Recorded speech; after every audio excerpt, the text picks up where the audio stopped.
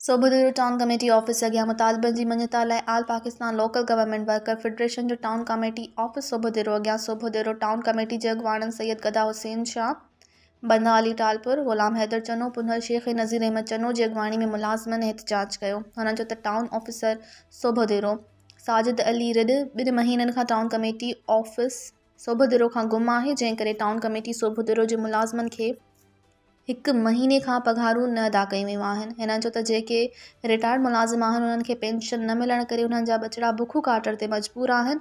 हिननि जो त टाउन कमेटी सोबुदेरो जे अकाउंटेंट क्लार्क जी ख़बर नाहे त केरु आहे। हिननि चयो त सफ़ाई जे अमले खे वक़्त ते पघारूं न मिलण करे हिननि जा बचिड़ा बुख काटर ते मजबूर आहिनि।